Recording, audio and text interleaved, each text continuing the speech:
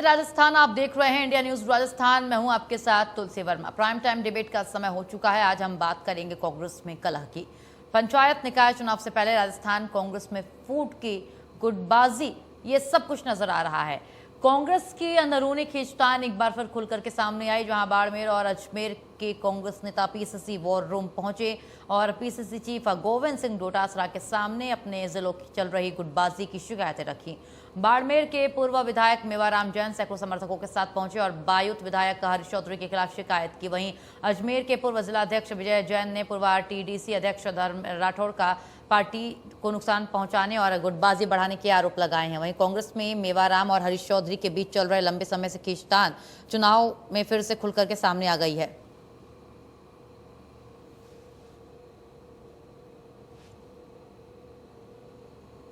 मेवाराम का कहना था कि बाड़मेर में गुटबाजी काफी बढ़ गई है और इसे खत्म किए बिना कांग्रेस को मजबूत करना मुश्किल होगा। उन्होंने किसी का नाम सार्वजनिक रूप से तो लिया नहीं, लेकिन साफ कहा कि गुटबाजी करने वाले व्यक्ति का नाम प्रदेश अध्यक्ष को बता दिया है। मेवाराम ने कहा कि पार्टी को मजबूत करने के लिए आपसी मतभेद खत्म करने होंगे। मेवाराम की कांग्रेस में वापसी के बाद बाड़मेर की अंदरूनी राजनीति में खींचतान और तेज हो गई है। विधानसभा चुनाव के दौरान जैन को कांग्रेस से निष्कासित किया गया था। बाद में हाईकमान के निर्णय पर घर वापसी भी हुई थी। अब उनकी वापसी का हरीश चौधरी ने खुलकर विरोध किया है। वहीं अजमेर के पूर्व जिलाध्यक्ष विजय जैन भी समर्थकों के साथ डोटासरा से मिलने पहुंचे, जहां विजय ने आरोप लगाया कि अजमेर में पार्टी के कार्यक्रमों और पुराने सक्रिय कार्यकर्ताओं को दरकिनार किया जा रहा है। एक व्यक्ति के कारण अजमेर कांग्रेस का पूरा सिस्टम बिगड़ गया है और बाहर का व्यक्ति अजमेर की राजनीति में दखल दे रहा है और कुछ छोटे नेता निजी फायदे के लिए पार्टी को कमजोर करने लगे हैं। इधर डोटासरा ने बाड़मेर और अजमेर में मतभेद की बात को स्वीकार करते हुए कहा कि पार्टी सभी नेताओं और कार्यकर्ताओं को साथ लेकर चलेगी। उन्होंने कहा कि कांग्रेस एकजुट होकर के एक जाजम पर बैठकर चुनाव लड़ेगी। किसी भी कार्यकर्ता के साथ अन्याय होने नहीं दिया जाएगा और जिसका जहां अधिकार है उसे उससे वंचित किया नहीं जाएगा। इधर बीजेपी नेताओं का कहना है कि कांग्रेस में जोरदार कलह चल रहा है। कांग्रेस जो दावा करती है कि पूरी पार्टी एकजुट है, वो झूठा दावा है। पंचायत और निकाय चुनाव में प्रदेश की जनता कांग्रेस को सबक सिखाएगी और जनता का आशीर्वाद पूरी तरीके से बीजेपी को मिलेगा। आज हमारी प्राइम टाइम डिबेट इसी मुद्दे पर होगी। हमारे साथ कुछ खास मेहमान भी जुड़ेंगे।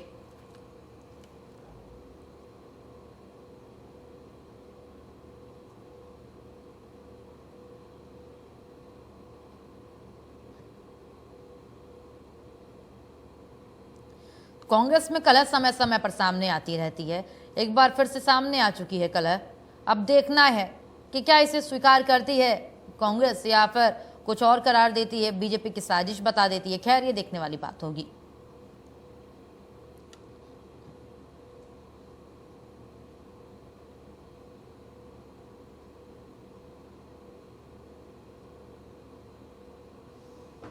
पंचायत निकाय चुनाव से पहले इनकी गुटबाजी सामने आई है।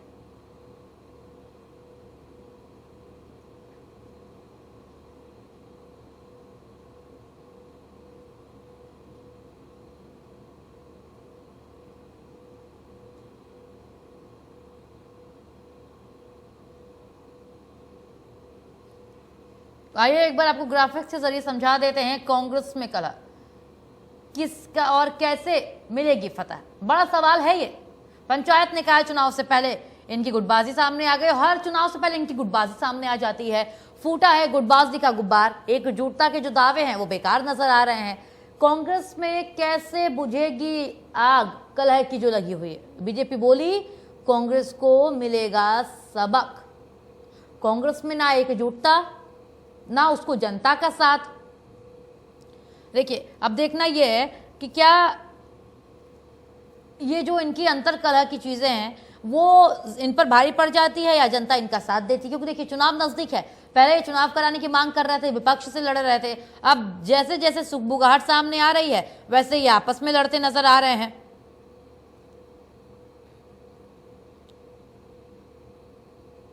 तो ऐसे कैसे चलेगी राजनीति, ऐसे कैसे बनेगी पार्टी। अभी कुछ समय बाद यहाँ विधानसभा चुनाव भी होने हैं। तो आप खुद भी सोचिए कि जब ऐसे समय में इनकी स्थिति मजबूत नहीं रहेगी, ये खुद को मजबूत नहीं कर पाएंगे, तो ये विपक्ष से कैसे लड़ेंगे जब ये खुद ही लड़ नहीं पा रहे। पहले इनका घर ही मजबूत नहीं है।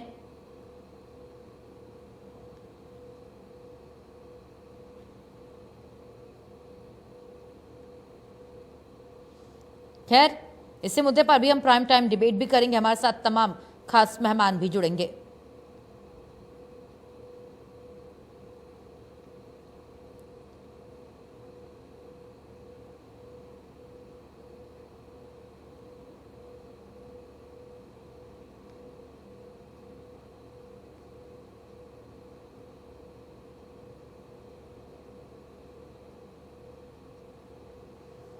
तो एक बार फिर से कांग्रेस की अंतरकला का जो गुबार है वो सामने आया है।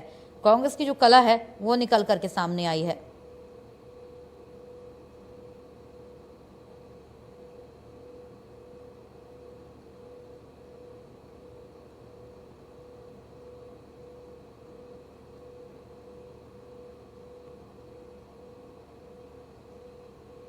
और बीजेपी ने इस मुद्दे को उठा लिया है। बीजेपी भुनाती नजर आ रही है इस मुद्दे को।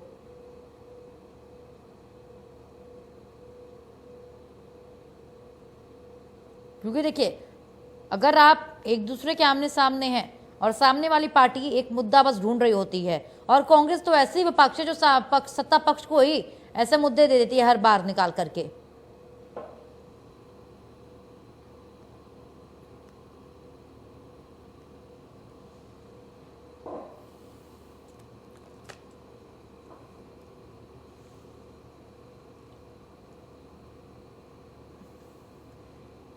चलिए, सवाल जवाब का सिलसिला शुरू करेंगे। हमारे साथ हमारे तीनों खास मेहमान जुड़ चुके हैं। राजकुमार शर्मा जी कांग्रेस नेता हैं, जुड़ चुके हैं हमारे साथ। सुमित श्रीमाल नेता बीजेपी जुड़ चुके हैं हमारे साथ। और श्याम सुंदर शर्मा जी वरिष्ठ पत्रकार हैं, हमारे साथ जुड़ चुके हैं।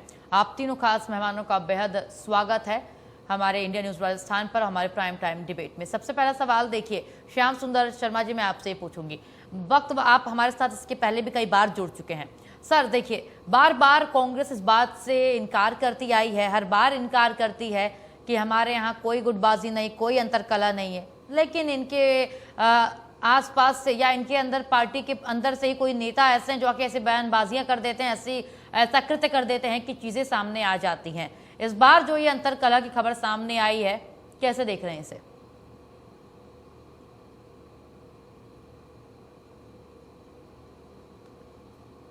सर अपने आप को अनम्यूट करिएगा, आपकी आवाज नहीं आ रही है। नहीं, मैंने अनम्यूट तो कर दिया। आवाज आ रही है आपको? अब आ रही है सर, बोलिए। देखिए तुलसी जी, जिस प्रकार का राजनीतिक खेल होता है, चुनाव आते हैं तो ये सब चीजें उजागर भी होती है। अब देखिएगा, कोई पार्टी का नेतृत्व इतना मजबूत होता है कि उसको दबाने का प्रयास करता है। अब इनके यहाँ गोविंद सिंह डोटासरा ने पहली बार स्वीकार किया कि यहाँ हमारी पार्टी में कुछ नेताओं के बीच अंतर्द्वंद, अंतरकलह की स्थिति बनी हुई है, हम बैठ करके उसको सुलझाने का प्रयास करेंगे। और क्योंकि देखिए, गोविंद सिंह डोटासरा की जो स्थिति है उतनी मजबूत और नहीं है पार्टी में। जिस प्रकार से जिन नेताओं के कारण ये गुटबाजी सामने आ रही है, उन नेताओं से सीधी तौर पर बातचीत नहीं कर पाते डोटासरा उनके अधीन काम कर चुके हैं। ऐसी स्थिति में ये सारी चीजें सामने आ रही थी कि बाड़मेर की आप बात कर रहे थे, मेवाराम जैन को पार्टी में शामिल करने का फैसला हाईकमान के स्तर पर हुआ, और दिखेगा कि अशोक गहलोत के माध्यम से वो पार्टी में प्रवेश कर गए। अब ये देखिए, अब जाकर के वो गोविंद सिंह डोटासरा से मिलने आए कि देखिएगा, मेरे खिलाफ माहौल अभी भी कौन बना रहे हैं? छत्तीसगढ़ के प्रभारी हो गया, उसके मध्य प्रदेश के प्रभारी और बायतू से विधायक है हरीश चौधरी, वो उसका नेतृत्व कर रहे हैं। उनके खिलाफ कह रहे हैं कि भाई जिस प्रकार का व्यक्ति था उसको पार्टी में ला करके हमारी स्थिति ऐसी कर दी। अब उमेदाराम और देखिए, निश्चित तौर पर पार्टी के जो हरीश चौधरी हैं वो नहीं चाहते मेवाराम को आज भी, और मेवाराम चाहते हैं कि मेरे खिलाफ माहौल करके पार्टी को किस तरह का माहौल बनाना चाहते हैं। पार्टी की स्थिति कमजोर होगी और प्रतिपक्ष को इसका फायदा होने वाला है। तो जिस प्रकार से तुलसी जी बाड़मेर की बात, अब अजमेर की बात करें, अजमेर में सचिन पायलट का व्यक्ति पहले जिलाध्यक्ष था विजय जैन, अब वो अध्यक्ष नहीं है। अब तो देखिएगा, अशोक गहलोत का समर्थित डॉक्टर राजकुमार जयपाल अध्यक्ष बना, और अध्यक्ष को बनाने का श्रेय जाता है धर्मेंद्र राठौड़ को। राजकुमार जी, ये तो गलत नहीं है ना, धर्मेंद्र राठौड़ के बिना राजकुमार नहीं बन सकता। राजकुमार देखिए ओपन कहता है कि धर्मेंद्र राठौड़ को मैं विधायक बनने के लिए जिला अध्यक्ष बनाऊं, तो महेंद्र सिंह रावत उसका विरोध करते हैं, डॉक्टर गोपाल भाईती विरोध करते हैं, क्योंकि वो चुनाव लड़ चुके हैं। वो चाहते हैं कि ये बाहरी व्यक्ति आकर के हमारे ऊपर हावी कैसे हो रहा है, क्योंकि मूल रूप से आप देखिए धर्मेंद्र राठौड़ अजमेर के नहीं है, वो तो देहात से आते हैं, नान से हैं। और राजकुमार जी आपको पता है उन्होंने चुनाव कहाँ से लड़ा था, उसका विधायक का, और कितने वोट मिले थे, जमानत जब्त हुई थी। अब क्योंकि अशोक गहलोत के लेन देन का काम और बहुत सारी चीजें वो करते हैं, जिसके कारण वो बहुत पावरफुल व्यक्ति है, और डोटासरा उनके खिलाफ बोल नहीं पाते, क्योंकि डोटासरा उस समय बने थे जब धर्मेंद्र राठौड़ की स्थिति मजबूत थी। और देखिए कि जिस प्रकार की स्थिति है उस तरह से मैं कह सकता हूँ कि खिलाड़ी राज बेरवा की बात तो कर ही नहीं रहे राजकुमार जी आप। खिलाड़ी राज बेरवा अभी बीजेपी से कांग्रेस में आए, अब उनका विरोध कौन करेगा? उनका विरोध देखिएगा कि निश्चित रूप से धौलपुर के जिला अध्यक्ष है संजय जाटव, वो कह रहे हैं ये अभी तो हमारे खिलाफ, पार्टी के खिलाफ चुनाव लड़ा था और हमारे को गालियां बक रहा था, और आज हम इसको साथ लेकर के पंचायत का चुनाव लड़े और या शहरी निकाय का चुनाव लड़े, तो देखिए अंतर्द्वंद तो पैदा होगा, वो उन्हें पसंद नहीं करेंगे इसको। आप देखिए फिर भी कह सकते हैं एक और व्यक्ति है रामचंद्र सरादना, वो किसके साथ चुनाव लड़ा था विधायक का? वो लड़ा था देखिएगा जिस प्रकार से आप कह सकते हैं चंद्रशेखर आजाद की पार्टी है, आजाद समाज पार्टी, और चुनाव लड़े थे और किस तरह की स्थिति आपकी पार्टी को हराने का काम किया। तो वहां के जो मौजूदा हारने वाले विधायक हैं वो कह रहे हैं कि भाई हमारे को इंदिराज गुर्जर कब पसंद करेंगे, इनको पसंद नहीं करेंगे तो विरोध करेंगे। तो ये सारी स्थितियां निश्चित तौर पर पार्टी की स्थिति को कमजोर करने में सहायक बनती है। ये तो राजकुमार जी आप भी स्वीकार करेंगे, क्योंकि और आपके देखिए प्रभारी आजकल पंजाब में किस तरह की स्थिति के उनके आपस में समन्वय नहीं है। वो प्रदेश अध्यक्ष बनना चाहते थे, बनाया नहीं हाईकमान ने, तो आपके प्रभारी आकर के वो कैसे कहेंगे इन सब नेताओं को कि भाई एकजुटता के साथ चुनाव लड़ो, क्योंकि वो तो एकजुट है ही नहीं। तो इसलिए कांग्रेस की स्थिति मौजूदा स्थिति में कमजोर होती जा रही है, लेकिन भाजपा की स्थिति भी बहुत ज्यादा ठीक नहीं है। अब सुमित जी कहेंगे हम तो एकता के सूत्र में बने रहते हैं, हमारा तो अनुशासन काम करता है, लेकिन देखिएगा सीकर से जहां से प्रदेश अध्यक्ष आते हैं गोविंद सिंह डोटासरा, उन्होंने अपने लक्ष्मणगढ़ में राजपूत समाज को आपके खिलाफ खड़ा कर दिया है। और देखिए दिनेश जोशी जो है वो भाजपा के नेता है, और वो इस्तीफा देने की पेशकश क्यों कर रहे हैं? कि चुनाव में देखिए वो लड़ते थे, अब राजपूत को आप टिकट दोगे तो उनकी दिक्कत हो जाएगी। और लक्ष्मणगढ़ के आज बात धोत की 4 मंडल अध्यक्ष क्यों आपके खिलाफ कर रहे हैं? तो देखिए निश्चित तौर पर अभी बागड़ी जी को उन्होंने ज्ञापन दिया, आपके संगठन महामंत्री जी को ज्ञापन दिया है, और महेंद्रजीत मालवीय तो आप ही के भेजे हुए हैं कांग्रेस में, क्योंकि आपके यहाँ उनको जीत नहीं मिली तो हार गए, तो अब वो कांग्रेस में चले गए, तो वो डूंगरपुर और बांसवाड़ा में आपको चुनौती दिलाएंगे राजकुमार जी, तो मानते हो आप? क्योंकि जिसको राजकुमार रोत को आपने जितवाया वो आपके साथ नहीं है, हनुमान बेनीवाल को जितवाया वो आपके साथ नहीं है, क्या अमरा राम आपके साथ चुनाव लड़ेगा क्या? तो इससे शेखावटी में भी आपकी स्थिति, नागौर में स्थिति किस तरह की बनेगी ये तो प्रदेश अध्यक्ष तय करेंगे। प्रदेश अध्यक्ष कमजोर है, अब किस तरह से वो सचिन पायलट को, अशोक गहलोत को, हरीश चौधरी को, सीपी जोशी को एकता के सूत्र में बांधने में, या महेंद्रजीत मालवीय को सफल होंगे नहीं होंगे, ये तो देखिए चुनाव आने के बाद बागी किसके ज्यादा खड़े होंगे, बीजेपी के खड़े होते हैं या। और देखिएगा अभी हाईकोर्ट मीणाओं की में क्या बोले थे डॉक्टर करुणीलाल मीणा, कि मैं चेतावनी देता हूं कि अगर SC/ST के साथ आरक्षण का अगर खिलाफ किया तो मैं सड़कों पे आंदोलन करूंगा। और इस बार कैबिनेट की बैठक में आए नहीं, वो निर्णय हुआ। तो इसलिए सुमंती जी जिस प्रकार से राजेंद्र यादव है कोटपुतली में, क्या उनके मुताबिक टिकट बांटोगे क्या? फिर वो वहां के लोग कैसे करेंगे? या लालचंद कटारिया जो आज तक कांग्रेस में था वो आपके साथ है, उसके अनुरूप इसलिए आपको संभागीय चुनाव संचालन समिति का बदलाव करना पड़ा। आपको अरुण चतुर्वेदी को अजमेर क्यों ले जाना पड़ा, और अजमेर वाले को आपको भरतपुर क्यों ले जाना पड़ा? जो देखिए परनामी अशोक परनामी को ले जाना पड़ा, जयपुर में क्यों बदलना पड़ा? घनश्याम तिवारी को हटाना क्यों पड़ा? लालचंद कटारिया को क्यों हटाना पड़ा? ज्योति मिर्जा को क्यों हटाना पड़ा अजमेर संभाग से? तो निश्चित तौर पे 4 संभाग में आपकी स्थिति भी अलग तरह की बनी हुई। अब देखिए पार्टी टिकट बंटवारा और उसके बाद बागियों का खड़ा होना, जिसके पार्टी के ज्यादा बागी खड़े होंगे वो निश्चित तौर पर उस पार्टी का नुकसान करेंगे। और ये बात सही है, ओबीसी अगर आ रहे हैं तो राजकुमार जी अगर वो मुस्लिम वोट ले जाते हैं तो फिर भी आपकी हालत खराब होगी। तो चुनौतियां दोनों पार्टी के सामने हैं, और थर्ड फ्रंट कुछ जगह पर नागौर में निश्चित तो हनुमान बेनीवाल स्थिति खराब करेंगे, सीकर में आपके अब्राराम खराब करेंगे, या आप अगर आपके राजकुमार रोड, डूंगरपुर और बांसवाड़ा में स्थिति आपकी खराब करेंगे, जहां पर ये चैलेंज कर रहे हैं महेंद्रजीत मालवी के अनुसार टिकट दोगे, क्या करोगे? एक अलग तरह का माहौल है तुलसी जी आज राजस्थान की राजनीति में। ठीक है, काफी विस्तृत आपने चीजें समझाई हैं। सुमित श्रीमाल जी, देखिए जिस तरीके से ये चुनाव की सुगबुगाहट से पहले इनकी गुटबाजी सामने आई है, ये कोई नई बात नहीं है, हर बार आती रहती है, हर बार इस बात से हालांकि कांग्रेस डिनाई करती है। इस बार जो ये गुटबाजी सामने आई है, इसको कैसे देख रहे हैं आप? कितना फायदा होगा बीजेपी को?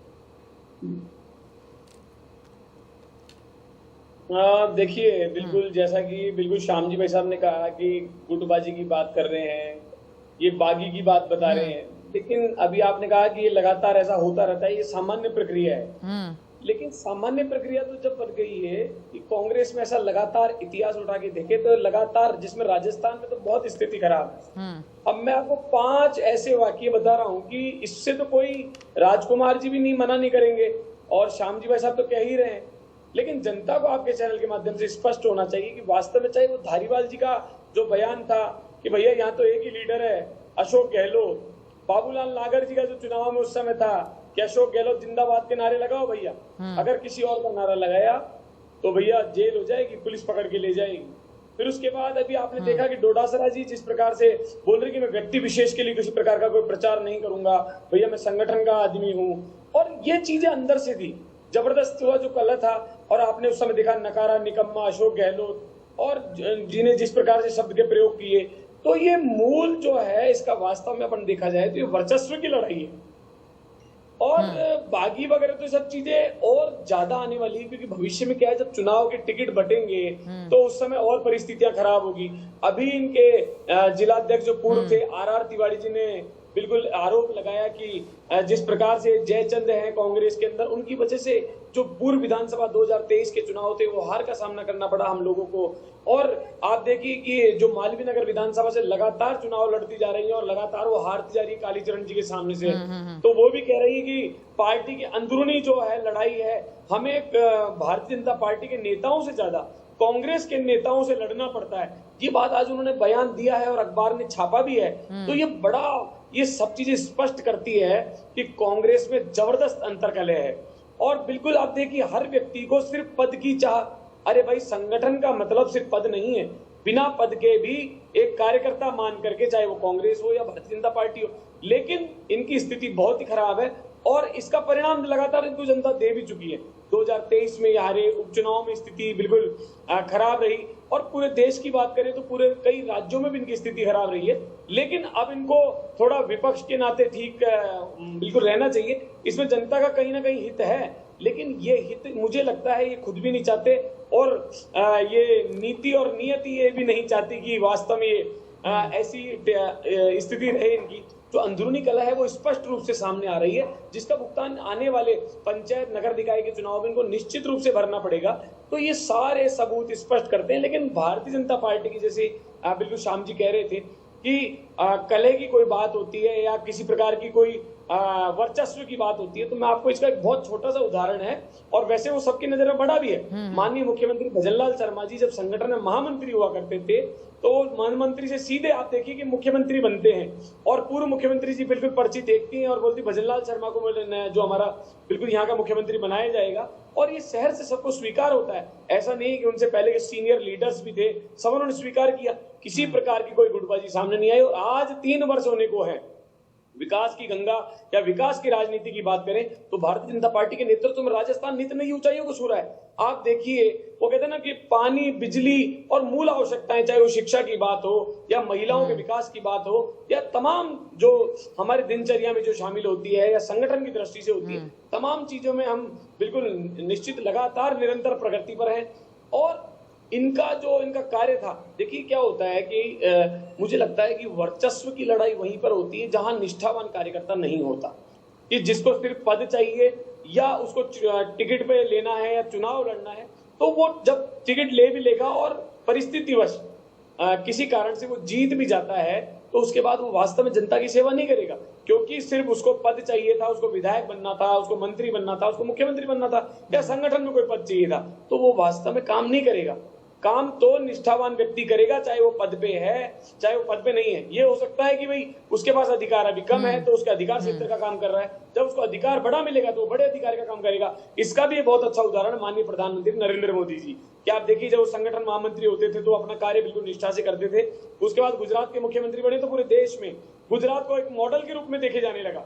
और जब उनको जिम्मेदारी बड़ी मिली, जब वो प्रधानमंत्री 2014 के लिए जब बिल्कुल डिसाइड किया गया, तो जिस मीटिंग में वो जो डिसाइड होना था, जिसमें राजनाथ सिंह जी को भेजा गया था, उसमें उनको कहा कि आप चलिए मीटिंग के अंदर, लेकिन उन्होंने स्पष्ट रूप से मना कर दिया कि जहां मेरे लिए फैसला होगा वहां पर मैं नहीं जाऊंगा, क्योंकि मेरे मन में किसी के प्रति किसी प्रकार का कोई विचार नहीं आना चाहिए। और आज लगातार तीसरी बार सत्ता में आप देखिए किस प्रकार से माननीय प्रधानमंत्री नरेंद्र मोदी जी के नेतृत्व में देश लगातार नित नई ऊंचाइयों को छू रहा है। चाहे अर्थव्यवस्था की बात हो, चाहे सुरक्षा की बात हो, चाहे महिलाओं के सम्मान की बात हो, या तमाम ग्रामीण क्षेत्र की बात हो, इंफ्रास्ट्रक्चर की बात हो, राज्य स्तर की सभी जो सड़कें, या तमाम मैं सभी चीजों कह रहा हूं कि आप विपरीत स्थितियों में, चाहे कोरोना की बात हो या अभी जिस प्रकार से विश्व युद्ध तो नहीं हुआ, लेकिन बड़े चीज जो लगातार देशों में लड़ाइयां चल रही है, लेकिन हमारी ग्रोथ लगातार बनी हुई है। तो ये सब चीजें जो देखने को मिलती है, तो ये अनुशासन की दृष्टि से मिलती है, निष्ठावान कार्यकर्ता को देखने को मिलती है। और आप देखिए, भारतीय जनता पार्टी विश्व की सबसे बड़ी पार्टी है, उसके बावजूद भी राजस्थान का जो उदाहरण है माननीय मुख्यमंत्री भजनलाल शर्मा जी का या माननीय प्रधानमंत्री नरेंद्र मोदी जी का, तो ये तमाम चीजें स्पष्ट करती है कि पूत का पग पालने दिखावे से राजस्थान में जो कहावत है, और निश्चित ही ये परिणाम इनको भोगने पड़ेंगे और राजस्थान की जनता विकास को वोट देगी और निश्चित ही भारतीय जनता पार्टी की प्रबलता के साथ अच्छे बहुमत के साथ में विजय भी होगी। जी ठीक है। राजकुमार शर्मा जी, मैं आखिर में इसलिए आपके पास आई क्योंकि कई बार इस मुद्दे पर बातचीत हमारे प्राइम टाइम डिबेट में हो चुकी है। हर बार आप कभी रहे हैं, कभी कांग्रेस के कोई अन्य प्रवक्ता रहे हैं, नेता रहे हैं, हर बार मना किया है कि नहीं, हमारे बीच, हमारे पार्टी में कोई गुटबाजी नहीं है, कोई अंतर कलह नहीं है, कोई डोटासरा गुट नहीं है, कोई पायलट गुट नहीं है। लेकिन ये चीज़ें वक्त वक्त पर सामने आती रहती है और कभी कभी तो अन मौके पर सामने आती हैं, जैसे इस बार सामने आई है। तो क्या इस बार आप मानेंगे अंतर कलह है, गुटबाजी है, या आज भी आप मना करेंगे? राजकुमार जी। तुलसी जी, मैं आपके सभी दर्शकों को बताना चाहता हूं कि कांग्रेस पार्टी बहुत बड़ा परिवार है, विशाल परिवार है। और जब बड़ा परिवार होता है तो सदस्य ज्यादा होते हैं। हमारे परिवार में बुजुर्ग सदस्य भी हैं, नौजवान सदस्य भी हैं, महिला सदस्य भी हैं, और हमारे यहाँ कार्यकर्ताओं की एक बहुत लंबी चौड़ी खेप है। जब लंबी चौड़ी खेप होती है, जब परिवार बड़ा होता है, तो छोटी मोटी बातें होती रहती है, हर परिवार में होती है। और हमारी तमाम जो हमारे जो नौजवान नेता हैं, जो हमारे बुजुर्ग नेता हैं, जो हमारी महिला नेता हैं, हमारा तमाम जो कार्यकर्ता है, नेता हैं, उन सब का टारगेट भारतीय जनता पार्टी है। अभी मैं विस्तृत रूप से श्याम जी भाई साहब को और बीजेपी के प्रवक्ता को सुन रहा था, वो अपनी अपनी बातें कह रहे थे। सबको अपनी अपनी बात कहने का हक है, और इंडिया न्यूज चैनल एक बड़ा प्लेटफॉर्म है। मैं आपके बड़े प्लेटफॉर्म पर बताना चाहता हूं कि कोई भी कार्यकर्ता, कांग्रेस पार्टी एक ऐसी पार्टी है जो कोई भी कार्यकर्ता आकर के अपने अध्यक्ष, प्रदेश कांग्रेस कमेटी के अध्यक्ष गोविंद सिंह डोटासरा को 24 घंटे में किसी भी वक्त आकर के अपनी तकलीफ, अपने मन की बात कर सकता है। इनकी यहां की तरह नहीं है कि केवल मन की बात रेडियो पर होगी, वो भी संडे को ही होगी, या होगी मन की बात तो रात को 12 बजे इंस्टाग्राम पर होगी, या होगी मन की बात तो दो नेताओं के टेस्ट के अनुसार होगी। हमारे यहां तमाम कार्यकर्ताओं को अपनी बात कहने का हक है, चाहे वो बाड़मेर के कार्यकर्ता हो, चाहे वो पूर्व मंत्री हो, पूर्व विधायक हो, चाहे वो अजमेर के कार्यकर्ता हो, या जयपुर के कार्यकर्ता हो, या राजस्थान के किसी भी इलाके के कार्यकर्ता हो। सब कार्यकर्ताओं को पूरा अधिकार गोविंद सिंह डोटासरा जी ने खड़गे साहब, राहुल गांधी जी के और रंधावा जी के आशीर्वाद से दे रखा है। पूरी पावर है तमाम कार्यकर्ताओं को अपने मन की बात कहने की, और वो आते हैं प्रदेश कांग्रेस कमेटी का अध्यक्ष गोविंद सिंह डोटासरा अपने मन की बात कह जाते हैं। और कहकर क्यों जाते हैं? क्योंकि सबका टारगेट आने वाले प्रत्येक चुनाव को जीतना है। जो नेता भारतीय जनता पार्टी में चले गए थे, भारतीय जनता पार्टी ने एन केन प्रकारेण तमाम तरह के टोने टोट के डोरे डाल करके जो नेताओं को ले लेके गए थे, आप देख रहे हैं तो जी लगातार उन तमाम नेताओं की हर 15-20 दिन में वापसी हो रही है। जबकि बड़ा चुनाव विधानसभा का चुनाव तो भी 2.5 साल बाद है। लेकिन जो नेता भारतीय जनता पार्टी अपने लोग लुभावन तरीके से या प्रेशर में लेके गई थी, डरा धमका कर लेके गई थी, वो तमाम नेता एक एक करके वापस अपने घर लौट रहे हैं। और आज भारतीय जनता पार्टी जो कांग्रेस मुक्त भारत कर रही थी पूरे देश के अंदर, तुलसी जी बड़े दुख के साथ कहना पड़ता है कि पूरी की पूरी भारतीय जनता पार्टी आज कांग्रेस युक्त है। चाहे असम के मुख्यमंत्री को देख लीजिए, चाहे इनके कैबिनेट मंत्रियों को देख लीजिए, इनका टारगेट ही यही है कि तमाम पार्टियां तोड़ो, तमाम सांसद तोड़ो। लेकिन राजकुमार जी देखिए मैंने अभी आपसे शुरुआत में ही वही कहा था कि इस बार आप स्वीकार करेंगे या नहीं। आपने इस बार भी स्वीकार नहीं किया। ठीक है, आप कांग्रेस के अपने पार्टी को आप रखेंगे मजबूती से, लेकिन देखिए समझने वाली बात है ना राजकुमार शर्मा जी कि जब बार बार चुनाव आता है, आप इसको कोई भी नाम दे, देखिए पार्टी बड़ी अनबन हो जाती है, लेकिन पार्टी तो बीजेपी की भी बड़ी है। उनके यहाँ क्यों नहीं ये चीजें होती हैं? उनके यहाँ इतनी शांति से चीजें कैसे सेटल डाउन हो जाती हैं? और आपके यहाँ जीत भी नहीं मिलती, चुनाव भी हारते हैं, जनता का विश्वास भी हारते हैं और अपनी पार्टी भी संभाल नहीं पाते। क्यों ऐसा हो जाता है? जी वही भारतीय जनता पार्टी जो 400 पार जारी थी लोकसभा चुनाव के दौरान, बड़े बड़े नारे लगातार 6-8 महीने तक पूरे देश में चल रहे थे। अब की बार 400 बार, अब की बार 400 बार। हमारे देश के यशस्वी प्रधानमंत्री भी नारा बुलवाते थे पब्लिक से, अब की बार, और फिर पब्लिक से बुलवाते थे इवेंट के माध्यम से 400 बार। देश विदेश में जाते थे तो खुद ही नारे लगवाते थे इवेंट के माध्यम से, मोदी मोदी मोदी। अब की बार मोदी सरकार, और अब आप देख रहे हैं लगातार अब की बार एनडीए सरकार, अब की बार 240 पे आई हुई पार्टी है। तो इनके यहां कोई बोला नहीं बोला, मैंने क्या कहा अभी आपको कि इनके यहां 2 नेताओं की चलती है, अंदर खाने में बारूद भरा हुआ है कार्यकर्ताओं के मन में कि कांग्रेस पार्टी के नेताओं को आपने हमारी छाती पे लाला के क्यों बिठाया। और जो नेता कार्यकर्ता भारतीय जनता पार्टी में गए हैं उनकी भी हालात कोई अच्छी नहीं है। दूसरी जी, हमारे तमाम नेताओं से बात होती है, हमारे मित्र भी है बीजेपी के अंदर, उन मित्रों से भी बात होती है। ये सारे के सारे बीजेपी के जो नेता हैं वो वहीं मंडरात रहे हैं, और कांग्रेस पार्टी के नेता कांग्रेस पार्टी को छोड़ करके और चले गए। तो इनका तो अंदर जो कलह है, अंदर जो बारूद वो भरा हुआ है। आप क्या सोचते हैं वसुंधरा राजे सिंधिया जी शांत बैठी हुई है क्या? वो छतरानी नेता है, बहुत बड़ी नेता है हिंदुस्तान की, इन्होंने राष्ट्रीय उपाध्यक्ष भी बना रखा उनको, तो वो सीएम भी रही हुई है 2 बार की, बड़ी नेता है। उनके साथ जिस तरीके से भारतीय जनता पार्टी ने अन्याय किया है, क्या वो भूल सकती है? क्या उनके विधायक भूल सकते हैं? क्या अशोक परनामी भूल सकते हैं? अशोक लाहौटी भूल सकते हैं? कोई जवाब ले लूंगी मैं सुमित जी से। और आप देख रहे हैं अभी तो कैबिनेट मंत्री तो देखिए आप लगातार, इनके एक कैबिनेट मंत्री तो लगातार सड़क पर, टेलीविजन पर, एसीपी को जाके धमका रहे हैं।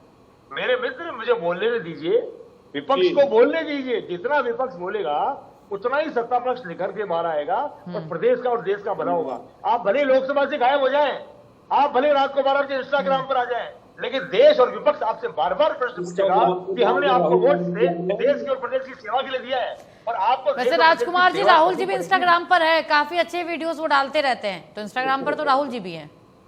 उसी होना चाहिए इंस्टाग्राम पर, तो क्यों नहीं होना चाहिए?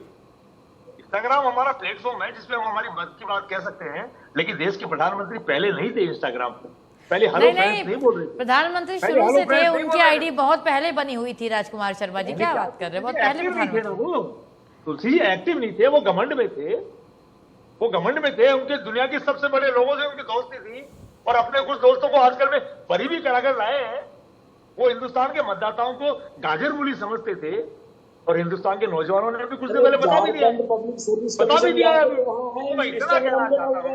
कांग्रेस पार्टी एक है। कांग्रेस पार्टी का मंडल अध्यक्ष, ब्लॉक अध्यक्ष, जिला अध्यक्ष, प्रदेश अध्यक्ष गोविंद सिंह डोटासरा जी के नेतृत्व में हमारी तमाम कमेटियां बन चुकी है, तमाम प्रकोष्ठ बन चुके हैं, उनकी कार्यकारिणी का बन चुकी है, हमारे बूथ की जो मैनेजमेंट की कमेटियां वो तमाम कमेटियां बन चुकी है, हमारे प्रभारी सब ब्लॉकों में, मंडलों में जाके अपनी मीटिंगें से लेकर के और प्रदेश कांग्रेस को रिपोर्ट सौंप चुके हैं, और रंधावा जी के नेतृत्व में मैं आती हूँ। ठीक है राजकुमार जी, आती हूँ मैं। एकजुट है, ठीक है, एकजुट है। सुमित जी देखिए, लगातार ये जो खबरें सामने आ रही हैं, उसके बावजूद राजकुमार जी काफी मजबूती से कह रहे हैं कि हम मजबूत हैं, हम एकजुट हैं। लेकिन एक सवाल आपसे भी है कि जब टिकट बंटवारे की बात आएगी तो क्या, तो कांग्रेस की जो अंतर्कलह है वो और सामने आएगी, और बीजेपी में भी क्या खींचतान नहीं होगी? क्योंकि टिकट को लेकर के आपके यहाँ भी चीजें क्या है वो किसी से छिपी हुई नहीं है, और शायद कहीं न कहीं इसी का मिला जुला असर मध्य प्रदेश में उपचुनाव में देखने को मिला था। सुमित जी, देखिए, मैंने बताया कि जब चुनाव के टिकट बंटते हैं तो थोड़ी किसी को, जब व्यक्ति को अपेक्षा होती है कि 2 व्यक्तियों को टिकट मिलने की आशा, और मिलता तो एक ही व्यक्ति को है, लेकिन वो मैनेज करना वो निश्चित ही संगठन का कार्य होता है। आपने इनसे एक छोटा सा प्रश्न किया था कि आप सब पूरे देश में सब जगह हार रहे हैं, लेकिन क्या आप भारतीय जनता पार्टी से छोटा राजनीतिक पार्टी होने के बावजूद भी अपने संगठन को नहीं संभाल पा रहे? आपने ये इनसे प्रश्न किया, लेकिन ये उसका जवाब नहीं दे पाए कि संगठन की बात। ये तो सिर्फ बोल रहे हैं कि रंधावा जी के नेतृत्व में, सोनिया गांधी जी के नेतृत्व में, राहुल गांधी जी के नेतृत्व में, डोटासरा जी के नेतृत्व में। अरे भाई, किसके नेतृत्व में? नेतृत्व तो एक ही है, लेकिन वास्तव में 2 नेतृत्व इनको साथ लेकर फ्री में चलना पड़ता है, फिर चाहे से नेतृत्व किसी का भी हो। प्रदेश अध्यक्ष जी खुद ही, उनको जानकारी नहीं कि किसका नेतृत्व है। वो बेचारे 2 व्यक्तियों को साथ लेकर के पहले कुर्सी उनको देते दिखते हैं कि राहुल गांधी जी आप बैठिए, और वाकई में वो बैठ भी जाते हैं। तो ये नेतृत्व वाली और संगठन की जो वास्तव में निष्ठा की बात है या अनुशासन की बात है, वो कांग्रेस से हम अपेक्षा कर ही नहीं सकते। देखिए, देश की जनता को वास्तव में काम करने वाला कार्यकर्ता चाहिए। अब वो संगठन का सबसे पहले वो अच्छा कार्य करेगा, तभी तो वो आगे बढ़ेगा, उसको टिकट भी मिलेगा, और उसके अंदर जो अच्छा भाव होगा वो जनता के लिए कार्य करेगा। लेकिन इनकी अंतरकलह जो है वास्तव में आज से नहीं थी, वो काफी समय से थी, लेकिन अब और प्रबलता के साथ में वो सामने आ रही है। आप देखिए कि अभी इन्होंने कहा कि साहब विधानसभा चुनाव हारने की बात जो नेता इनके पूर्व के कर रहे हैं, या पत्र लिखकर इस समय जो इनके प्रदेश अध्यक्ष डोटासरा जी बयानवीरों को बयान दे रहे हैं कि भाई इस प्रकार के बयानबाजी मत करो, स्पेशली लिख के देना पड़ रहा है। कितनी शर्म की बात है। आप बताइए, विपक्ष में बैठ करके सिर्फ संगठन चलाने की जिम्मेदारी, और वो भी इसको पूर्ण रूप से नहीं निभा पा रहे, तो ये जनता के सामने स्पष्ट कांग्रेस का फेल्यूर दिखाता है कि ये सत्ता कैसे चला पाते। खैर, सत्ता भी 99 सीटों के साथ में पिछली बार आए थे, पूर्ण समर्थन तो पहले भी नहीं मिला था। वसुंधरा जी के समय 163 सीटें थी और फिर इनको 99 सीटें मिली, 64 सीटें कम सिर्फ मात्र 200 में से। तो ये चीजें स्पष्ट करती है कांग्रेस वास्तव में जनता के हित के लिए कभी सोचती नहीं है। ये कोई संगठन वास्तव में इनका कोई ढंग का संगठन नहीं है, क्योंकि परिवारवाद जो इसके बीच में आ रहा था वो लगातार कई वर्षों तक चला, लेकिन जो व्यक्ति उसके खिलाफ हल्का सा बोलता था उसको बाहर कर दिया जाता था। अभी राजकुमार जी एक बात कह रहे हैं कि भाई हमारे कांग्रेस के ही नेता मेरे मित्र भी हैं जो भारतीय जनता पार्टी में। अरे भाई, ये विचार की बात है। हम सभी एक ही देश के देशवासी हैं, कोई किसी भी पार्टी में जा सकता है। यहाँ पार्टीवाद की बात थोड़ी है, या ये थोड़ी कि ये इधर हिंदुस्तान के लोग हैं और वो या फिर कोई अंग्रेज है ना। कोई व्यक्ति विचारधारा की बात है, लेकिन विचारधारा उनको अच्छी लगी तो सब लोग यहाँ आए। लेकिन कुछ लोग व्यक्तिगत रूप से देखते हैं तो उनको टिकट नहीं मिला या चुनाव हार गए तो वो वापस वहां चले गए। लेकिन ऐसे व्यक्तियों का अस्तित्व लंबे समय तक नहीं रहता।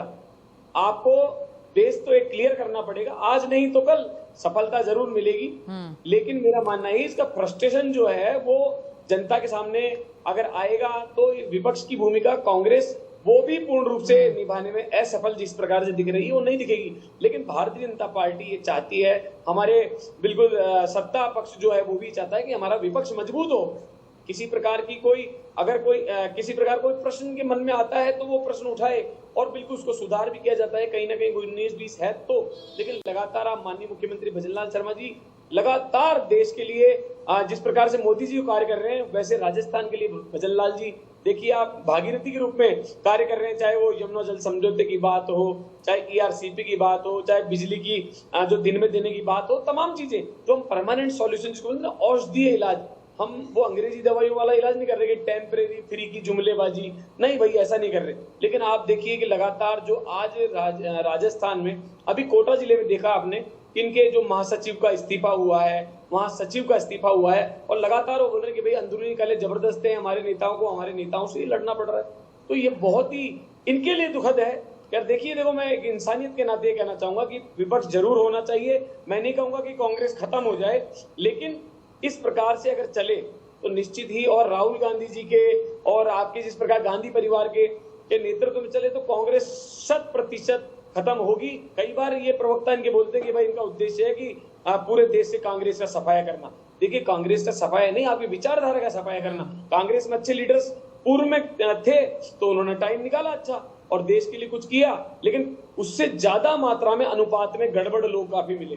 जिन्होंने देश को बर्बाद कर दिया, देश को बहुत पीछे रख दिया, लेकिन कुछ एक आशीर्वाद के रूप में, अच्छे निष्ठावान कार्यकर्ता के रूप में, संघ के स्वयंसेवक के रूप में जिस प्रकार से प्रचारक रहते रहे और माननीय मुख्यमंत्री बने हमारे नरेंद्र मोदी जी, उसके बाद प्रधानमंत्री बने और आज देश लगा नित्य नई ऊंचाइयों पर छू रहा है। और आप देखिए किस प्रकार से हमारी चौथी अर्थव्यवस्था के रूप में आज पूरा देश कोई किसी की हिमाकत नहीं कि आंख उठा करके देख ले। तो ये सब चीजें परिवर्तन जो है निश्चित ही एक कार्य के साथ में, निष्ठा के साथ में आती है। तो कांग्रेस का तो देखो ये जो परिणाम आने वाले हैं, मैं पहले भी कह चुका कि निश्चित ही नेगेटिव आएंगे। जनता विकास को वोट देगी। माननीय मुख्यमंत्री भजनलाल शर्मा जी के नेतृत्व में बहुत ही अच्छा कार्य चल रहा है। यानी आपके यहाँ टिकट को लेकर कोई खींचतान नहीं होगी? खींचतान की बात मैंने बताया ना कि अभी वर्तमान में कोई खींचतान नहीं है। और खींचतान का सबसे बड़ा उदाहरण मैंने आपको बताया कि जब पूर्व मुख्यमंत्री अच्छे बिल्कुल सबको अधिकार है भाई मुख्यमंत्री बनने का भी, या जनता के दृष्टिकोण से या राजनीतिक दृष्टिकोण से, संगठन के दृष्टिकोण से, तो बिल्कुल वसुंधरा जी ने जो हमारी बिल्कुल माननीय राष्ट्रीय उपाध्यक्षा भी है जैसे इन्होंने कहा, लेकिन हमारे किसी प्रकार की कोई खींचतान कभी दिखी आपको? या वसुंधरा जी ने ही जब बोला कि माननीय मुख्यमंत्री भजनलाल शर्मा जी अगले मुख्यमंत्री होंगे, तो ऐसा कहीं देखने को नहीं मिल रहा है राजस्थान में। लेकिन यहाँ तो छोटे छोटे पदों के लिए जिले का महासचिव, जिले का सचिव, जिले के अध्यक्ष बोल रहे हैं, पूर्व के विधायक बोल रहे हैं। अरे भाई ये तो झड़ी लग गई यहाँ पर बयानवीरों की। और आप देखिए ये बोल रहे थे कि सिर्फ ट्वीट और इंस्टाग्राम।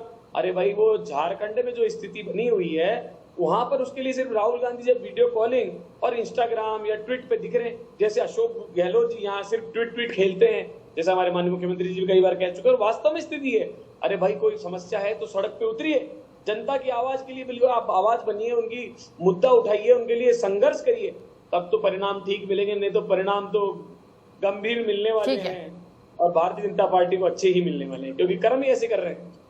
वो कहते हैं ना बीज बोए नीम का और आम की आशा करे, तो फिर वो ऐसे बोलेंगे भाई इसमें आम क्यों नहीं उग रही? ठीक है, मैं आपके पास आती हूँ। श्याम सुंदर दास जी काफी समय से बने हुए हैं। श्याम जी सर, देखिए जिस तरीके से आप इस चीज को, स्थिति को बेहतर समझ रहे हैं, लेकिन अभी दोनों पक्षों को आपने सुना, लगातार कांग्रेस डिनाई कर रही है, एक्सेप्ट नहीं कर रही है, लेकिन देखिए इसके पीछे आखिर वजह क्या है? ये बार बार जो कांग्रेस के अंतर कलह सामने आती है, जो कांग्रेस की गुटबाजी सामने आती है, क्या इनके पीछे एक कमजोर नेतृत्व छिपा हुआ है? क्योंकि इनके यहाँ कहीं ना कहीं नेतृत्वकर्ता की कमी है या मजबूत नेतृत्व की कमी है। यही वजह है कि चीजें संगठित नहीं हो पाती हैं और छिटपुट तरीके से तितर बितर हो जाती हैं।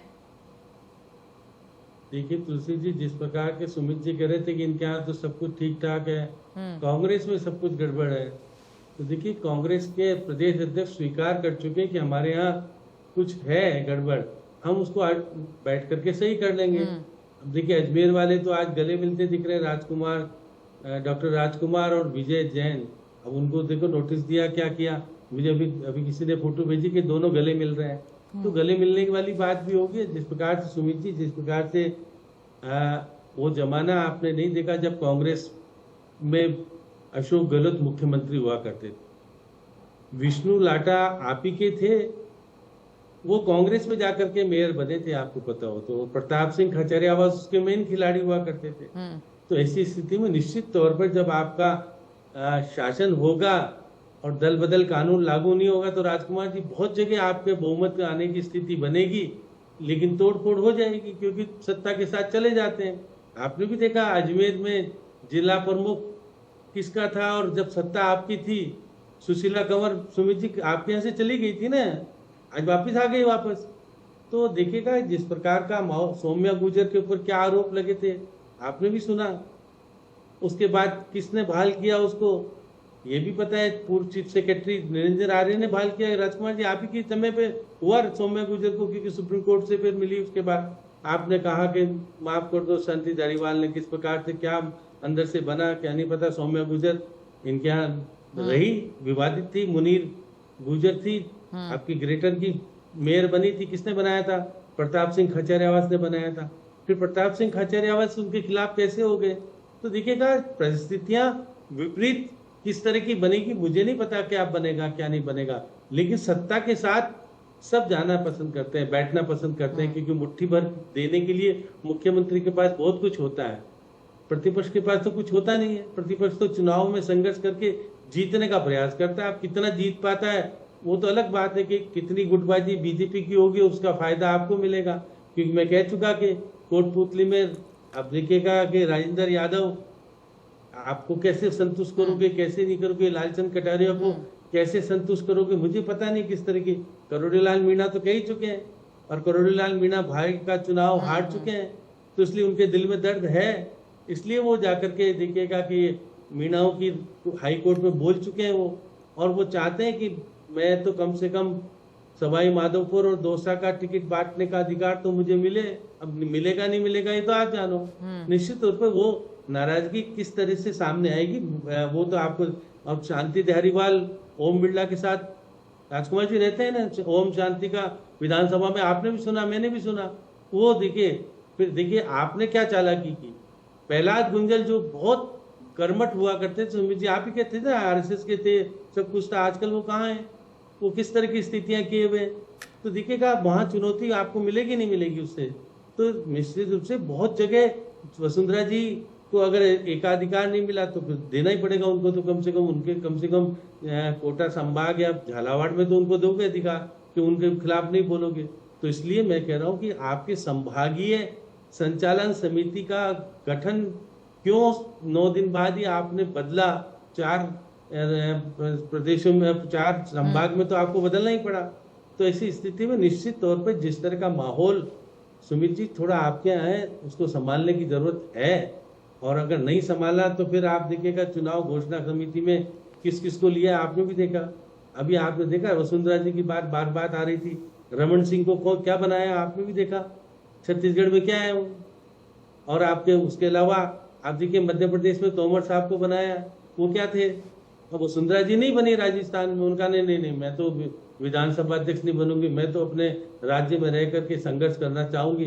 तो कभी कभी मन की बात आ जाती है, कभी कभी वो बोल लेती हैं कि भाई मेरे काम नहीं हो रहे, मैं क्या करूं। तो जो स्थितियां निश्चित तौर पर चुनौती के रूप में बीजेपी के सामने आएगी, ऐसा नहीं बीजेपी बड़े सरलता के आधार पर, क्योंकि आजकल संगठन महामंत्री आपके हो जाने के बाद निश्चित तौर पर थोड़ा कसावट आ गई है, संगठन को संभालने वाला व्यक्ति आ गया है। पहले संगठन का था ही नहीं व्यक्ति, जो चंद्रशेखर जाने के बाद तो आपकी खाली रहा था।